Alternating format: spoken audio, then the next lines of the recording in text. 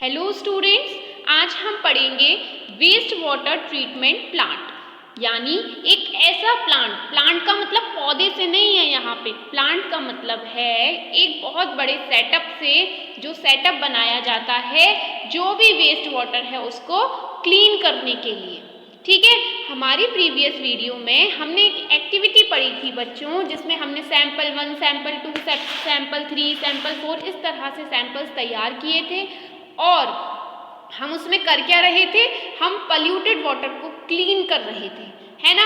But हमने जो किया था वो बहुत ज़्यादा छोटे स्तर पे वाटर को क्लीन किया था। But waste water treatment plant पे कुछ उसी तरह की प्रक्रिया होती है जिसे बड़े स्तर पर किया जाता है। तो उसमें और कौन कौन सी प्रोसेसेस इन्वॉल्व होती हैं वो सब हम इस वीडियो में सीखने वाले हैं। तो चलो बच्चों स्टार्ट करते हैं। Treatment of waste water involve physical, chemical and biological processes. यानी वेस्ट वाटर जो है, वेस्ट वाटर उसका ट्रीटमेंट, उसमें कई सारी प्रोसेसेस होती हैं, जैसे कि physical process, chemical process, biological process. ठीक है, फिजिकल प्रोसेस का मतलब क्या, छानने वाली प्रक्रिया से हो सकता है, फिजिकली हो। केमिकल का मतलब क्या, कुछ केमिकल्स वगैरह डालते हैं हम पानी में, जैसे क्लोरीन, ओजोन बताया था। अच्छा, बायोलॉजिकल प्रोसेस का मतलब क्या हो गया, बायोलॉजिकल प्रोसेस में हम लोग क्या करते हैं, हम एरोबिक बैक्टीरियाज को पनपने के लिए उस कंडीशन देते हैं, जैसे कि अरेटर इसका इस्तेमाल किया था। चलो तो देखो, which remove physical, chemical and biological matter that contaminate the waste water। जो वेस्ट वाटर में फिजिकल, केमिकल, बायोलॉजिकल मैटर है उसको क्लीन करने के लिए हमें कौन कौन सी प्रोसेस अपनानी पड़ती हैं, फिजिकल, केमिकल, बायोलॉजिकल। सिंपल है ना। देखो यहाँ पे सबसे पहला, waste water is passed through bar screens. जो वेस्ट वाटर है उन्हें बार स्क्रीन से पास कराया जाता है। देखो बच्चों, ये बार स्क्रीन्स हैं, यहाँ पे जो भी पानी है, ये यहाँ पर पानी भरा होता है, ये पानी फ्लो हो रहा होता है, और जो भी मटेरियल है जैसे कि स्टिक्स हो गई, कैंस हो गई, प्लास्टिक पैकेट्स हो गई, कुछ कपड़े हो गए, ठीक है, तो ये सारी चीज़ें जो हैं, ये सारी चीज़ें इस बार से पास नहीं हो पाएंगी। तो पानी तो फ्लो करता जाता है बार के बाहर, बट जो प्लास्टिक मटेरियल होता है वो यहीं जमा हो जाता है, जिससे कि इनकी छनाई हो जाती है। तो छानने का तरीका समझ में आया आपको। यहाँ पर ऐसे ऐसे पानी फ्लो होता है और जैसे ही कोई प्लास्टिक मटेरियल टकराता है वो यहीं पर रुक जाता है। क्लियर है, कोई प्रॉब्लम तो नहीं है। आगे बढ़ते हैं। Water then goes to a grit and sand removal tank. उसके बाद क्या होता है, पानी जो है वो ग्रिट और सैंड रिमूवल टैंक में जाता है। यानी एक ऐसा टैंक है जहाँ पर धूल वगैरह इन सब की छनाई होती है। ठीक है, अब ये कैसे होती है, यहाँ पर जो वेस्ट वाटर है उसकी स्पीड को स्लो कर देते हैं, जिससे जो भी मिट्टी वगैरह, धूल मिट्टी कंकड़ वगैरह हैं वो सब कुछ नीचे सेटअप हो जाते हैं और पानी फ्लो करता करता आगे पहुँच जाता है। समझ में आया। तो इसको हम grit and sand removal tank कहते हैं। ठीक, इसमें क्या है, इसमें नीचे की तरफ सैंड, ग्रिट और पेबल्स जो हैं वो चिपक जाते हैं और वाटर फ्लो करता हुआ चला जाता है। समझ में आया। The water is then allowed to settle in a large tank which is sloped toward the middle। उसके बाद क्या करते हैं, उसके बाद हम पानी को एक बहुत बड़े टैंक से पास कराते हैं, जो कि बीच से मुड़ा हुआ होता है। कैसा होता है, बीच से मुड़ा हुआ होता है। Solids like faces settle at the bottom. और इसमें क्या होता है, सॉलिड फेसेस का मतलब वेस्ट से हो गया। ठीक है, वेस्ट से, ह्यूमन वेस्ट, एनिमल वेस्ट, ये सब कुछ, तो ये जो है वो नीचे सेटल हो जाता है and are removed with scrapers. और स्क्रैपर्स यानी कोई भी खुरचना ले लो और उससे खुरच के वो जो गंदगी है यानी सॉलिड फेसेस है उसे निकाल लेते हैं, जिसको हम स्लज कहते हैं। क्या कहते हैं, स्लज। समझ में आया। इसको हिंदी में हम कीचड़ भी कह सकते हैं। क्या कह सकते हैं, कीचड़। ठीक, skimmer removes the floatable solids like oil and grease. और कुछ स्किमर्स होते हैं बच्चों, वो क्या करते हैं, वो जो ऑयल बह रहा होता है उसको रोकते हैं। स्किमर क्या है, कुछ कलछी वगैरह ले लेते हैं, उससे जो भी ऑयल है, ग्रीस है, उसे रोक लेते हैं, जिससे कि जो वाटर है वो बिल्कुल क्लियर हो जाता है। और इसीलिए हम इस पानी को क्लैरिफाइड वाटर कहते हैं। क्या कहते हैं, क्लैरिफाइड वाटर, जिस तरह जैसा कि आप इस पिक्चर में देख पा रहे हैं। समझ में आया? अब देखो बच्चों, आगे बढ़ते हैं।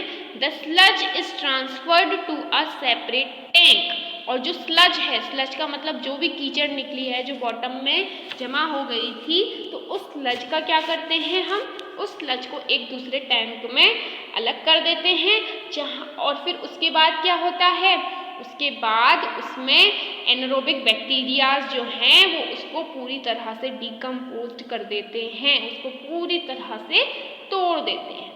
ठीक है, the biogas produced in the process. और इस प्रोसेस में कौन सी गैस निकलती है, बायोगैस। बच्चों, बायोगैस इज मोस्ट इंपॉर्टेंट। ठीक है, कौन सी गैस निकलती है, बायोगैस। ठीक है, जिसका इस्तेमाल हम किस लिए करते हैं, इसका इस्तेमाल हम इलेक्ट्रिसिटी प्रोडक्शन के लिए करते हैं। ठीक है, एक फ्यूल की तरह ये काम करती है। इस फ्यूल का इस्तेमाल इलेक्ट्रिसिटी को प्रोड्यूस करने के लिए किया जाता है। क्लियर? देखिए आगे बढ़ते हैं बच्चों। फोर्थ वाला, air is pumped into the clarified water to help aerobic bacteria to grow. जैसा कि हमने एक्सपेरिमेंट में भी किया था ना, हमने एरेटर लगाया था, जिससे कि जो हमारा सल्यूशन है जो हमने लिया है, ठीक है, उसमें एयर को पास कराया था, एयर पास हो सके। और एयर के पास होने से क्या होता है, एरोबिक बैक्टीरिया पनपते हैं और जितनी भी गंदगी होती है उसे खा जाते हैं, है ना। तो एयर का इस्तेमाल किया था, तो एयर इसमें भी होता है। जो वेस्ट वाटर ट्रीटमेंट प्लांट है बच्चों, उसमें भी एयर को पंप किया जाता है, जिससे कि जो एरोबिक बैक्टीरिया है वो ग्रो कर सकें और कंज्यूम कर लें, यानी खा लें सारा जो भी ह्यूमन वेस्ट है, फूड वेस्ट है, सोप्स हैं, अनवांटेड मैटर हैं, still remaining in clarified water, जो कि क्लैरिफाइड वाटर में रह जाते हैं, जैसे थोड़ा बहुत ह्यूमन वेस्ट बच गया। तो ये सब कुछ क्लीन करने के लिए एयर को पंप किया जाता है। एयर को पंप करने का मेन पर्पस होता है एरोबिक बैक्टीरियाज को ग्रो कराना, जिससे कि एरोबिक बैक्टीरियाज जो हैं वो इस तरीके का सारा वेस्ट खा लें। आफ्टर सेवरल आवर्स, फिर कुछ घंटों बाद, the suspended microbe settle at the bottom of the tank as activated sludge.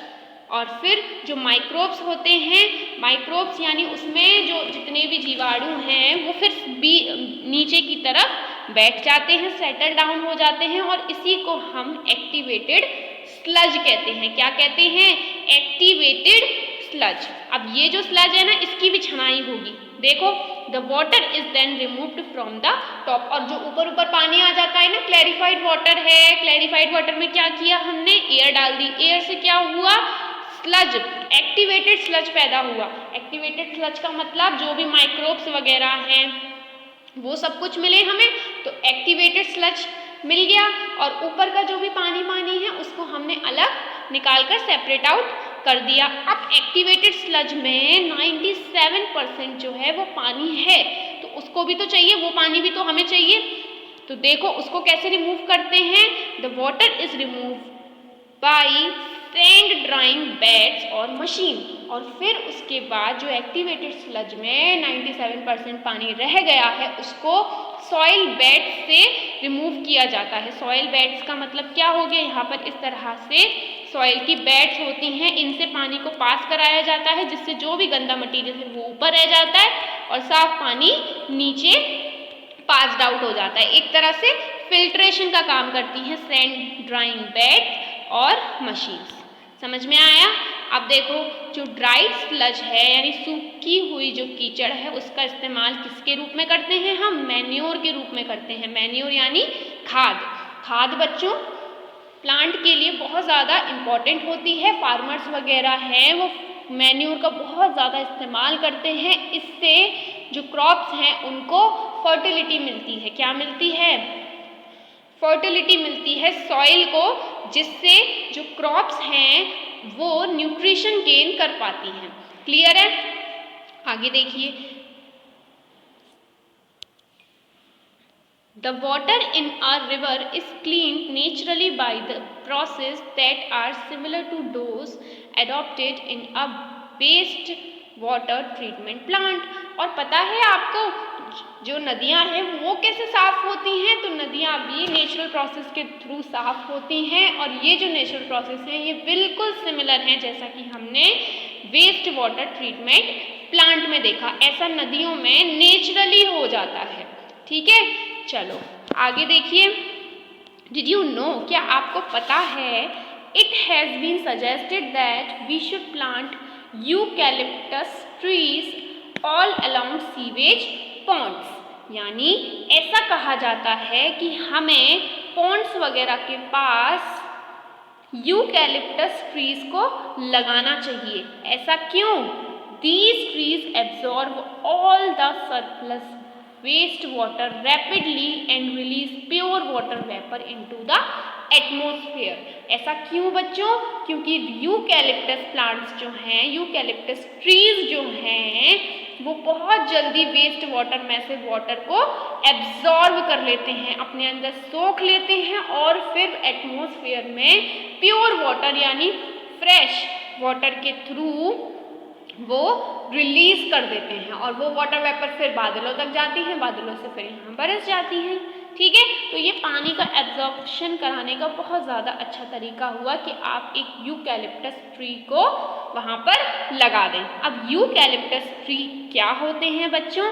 तो ये आपके लिए हुआ होमवर्क। तो आप यूकैलिप्टस ट्रीज जो हैं वो ढूंढ कर लेकर आएंगे कि किस तरह के ट्री को हम यूकैलिप्टस ट्रीज कहते हैं। तो आगे बढ़ते हैं बच्चों। Become an active citizen.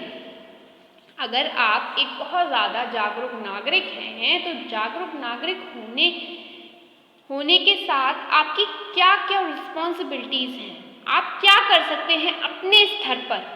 ठीक, तो waste generation is a natural part of human activity. Waste generation यानी वेस्ट का पैदा होना। ठीक, वेस्ट का पैदा होना ये एक नेचुरल पार्ट है ह्यूमन एक्टिविटी का, यानी ह्यूमंस जो हैं वो वेस्ट को प्रोड्यूस करते हैं भाई। डेली आप टॉयलेट जाते हैं ना, तो ये क्या है? ये नेचुरल पार्ट है भाई। ठीक है, तो वेस्ट तो प्रोड्यूस होता है ह्यूमंस में, but we can limit the type of waste and quantity of waste produced. लेकिन हम देखो नेचुरल एक्टिविटी है, अब आप टॉयलेट जाना तो छोड़ नहीं दोगे कि वेस्ट मटेरियल प्रोड्यूस होगा, बट हाँ हम लिमिट कर सकते हैं कि हम कुछ और तरीके के जो वेस्ट हैं उन्हें रोक दें। जैसे ह्यूमन वेस्ट तो हम नहीं रोक सकते भाई, लेकिन और तरीके के जो वेस्ट हैं उन्हें हम लिमिट कर सकते हैं, यानी उनको एक सीमित मात्रा में कर सकते हैं जो कि वो प्रोड्यूस हो रहा है। ठीक है, तो कैसे कर सकते हैं? Often we have been repelled by offensive smell। अक्सर कर हम लोग जो हैं वो गंदी गंदी स्मेल से दूर भागते हैं, जैसे नालों की स्मेल है ना, दूर भागते हैं। The sight of open drains is disgusting। और जो खुली नालियाँ होती हैं वो तो इतनी ज़्यादा घिनावनी सी लगती हैं, हम देख भी नहीं सकते। इसमें मलबा मलबा अजीब सा जो ब्लैक एंड ब्राउन कलर का होता है ना। The situation rosen in the rainy season. और जो सिचुएशन है वो वर्सन हो जाती है कब? जब बारिश का मौसम हो, तो फिर तो ज़मीन पर पैर रखने का भी मन नहीं करता, इतनी ज़्यादा कीचड़ हो जाती है। When the drains start overflowing, तो फिर क्या होता है, जो नाले नालियाँ होती हैं वो ओवरफ्लो करना स्टार्ट कर देती हैं। We have to wade through the mud pools on the road. और हमें जो मडी पूल्स होते हैं यानी कीचड़ वाले जो पूल्स हैं वहाँ से जाना पड़ता है सड़कों पर। Most unhygienic and unsanitary condition prevail. और इस कंडीशन में क्या है, बहुत ज़्यादा अनहाइजीनिक और अनसैनिटरी यानी बिल्कुल अस्वच्छता, यहाँ पर अस्वच्छता वाली कंडीशन आती है। फ्लाइज, मस्क्यूटोज, इंसेक्ट्स, ये सब कुछ उसमें रेंग रहे होते हैं वहाँ पर, है ना। तो कितनी गंदी कंडीशन है। You can be an enlightened citizen and approach the municipality और द ग्राम पंचायत। और आप एक जागरूक नागरिक होने के साथ आपकी ये रिस्पॉन्सिबिलिटी बनती है कि वहाँ की जो भी नगर पालिका है आप वहाँ तक पहुँचे। Insist that the open drains be covered, और उन पर दबाव बनाएं, उनसे कहिए कि ये जो खुले नाले वगैरह हैं इनको कवर कराएं, इनको बंद कराएं। If the sewage of any particular house makes the neighbourhood dirty, you should request them to more considerate about others health। यानी अगर जो कचरा है किसी भी पर्टिकुलर हाउस, किसी भी पर्टिकुलर घर का, अगर वो आपके आस पड़ोस को गंदा बनाता है तो आपकी ये रिस्पॉन्सिबिलिटी है कि आप उनसे रिक्वेस्ट करें कि वो और लोगों के हेल्थ के बारे में और खुद की हेल्थ के बारे में सोचें, समझाएं उनको कि इस तरह की गंदगी फैलाने से कई सारे मच्छर पनपते हैं और बहुत ज़्यादा डर्टी सिचुएशन अराइज होती है जो कोई भी डिसीज़ को पैदा कर सकती है, और ये कंडीशन बहुत ज़्यादा अनहाइजीनिक और अनसैनिटरी भी होती है। अच्छा, अब देखो यहाँ पे don't add to the load of WWTP Paheli wonders how. Paheli सोच रही है कि आप लोगों को दबाव नहीं बनाना है वेस्ट वाटर ट्रीटमेंट प्लांट पर। आप जितना ज़्यादा वाटर जो है वो बचाओगे उतना ज़्यादा कम दबाव बनेगा वेस्ट वाटर ट्रीटमेंट प्लांट पर। और ऐसा क्यों बच्चों? क्योंकि वेस्ट वाटर ट्रीटमेंट प्लांट से जो पानी मिलता है वो पूरी तरह से फ्रेश वाटर नहीं होता जो हमें नेचुरली मिलना चाहिए। तो इसलिए जितना ज़्यादा कम आप वेस्ट करेंगे उतना ज़्यादा आप उतने ज़्यादा लंबे समय तक आप उस पानी का इस्तेमाल कर पाएंगे। तो आज के लिए इतना ही। अब हम मिलेंगे अपनी नेक्स्ट वीडियो में विद नेक्स्ट टॉपिक। तब तक के लिए बाय बाय बच्चों।